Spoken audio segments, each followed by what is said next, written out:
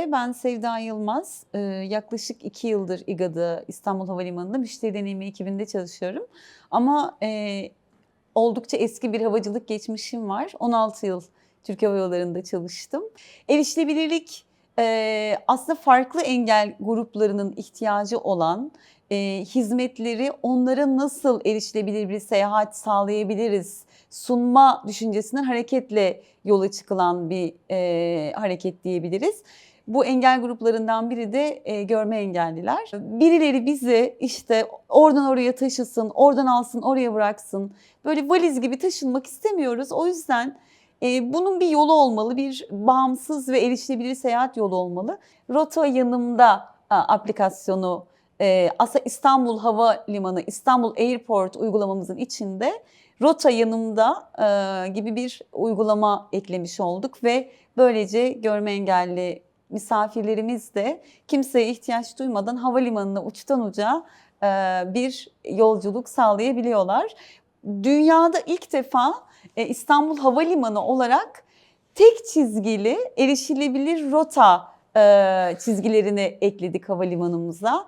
Bu bizim ürettiğimiz aslında bir marka diyelim. Bütün erişilebilirlik çalışmalarımızı topladığımız İGA Yanımda, İGA Cares markamız var aslında. Bütün erişilebilirlik çalışmalarını bu marka altında topladık. Bunun dışında işitme engelli misafirlerimiz için işaret dili, 24 saat 7/24 hizmet veren, işaret diliyle hizmet veren çağrı merkezimiz var. Ve ayrıca info kiosklarda da danışmalardan destek alabilecekleri, yine işaret diliyle destek alabilecekleri yine uygulamamız var tabii ki.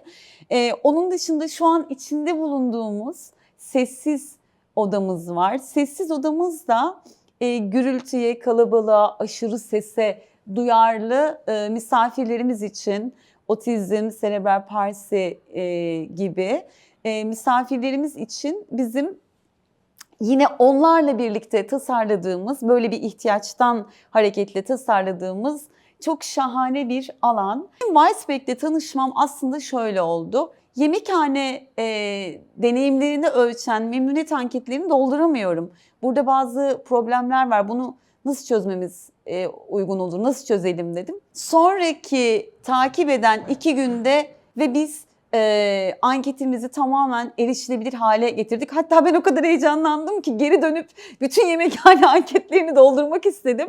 Ama tabii kapanmış oluyor o sayfalar. Dolayısıyla Wiseback'le tanışmam aslında böyle bir erişilebilirlik çözümünü benimle birlikte aradıkları ve bizim aynı dili konuşmamız ve hızlı bir şekilde anlaşmamızla başladı diyebilirim. Bu erişilebilirlik dilini anlamak aslında şununla ilgili bir şey. Oradaki hedefi anlamakla ilgili bir şey. Yani Wiseback belki şey diyebilirdi. Ya Sevda Hanım zaten ayda yılda bir kere yemekhane anketi geliyor. Bunu doldursanız ne olur? Doldurun. Çünkü o tür cevapları da çok alıyoruz. O yüzden bence bu çok anlamlıydı. Çünkü bu aslında bizim İstanbul Havalimanı olarak çalıştığımız paydaşların da erişilebilirlik zihnine ulaşmasını çok istiyoruz ve zaten sizler o zihindeymişsiniz. Dolayısıyla da bir arada olmamız, anlaşmamız ve birbirimizi anlamamız hiç de tesadüf değil. Biz İstanbul Havalimanı olarak çözümlerin gösterildiği bir alanda rol almayı çok istiyoruz. O yüzden de 3 Aralık'ın da artık kimliğinin ve temsil biçiminin değişmesi gerektiğini düşünüyorum.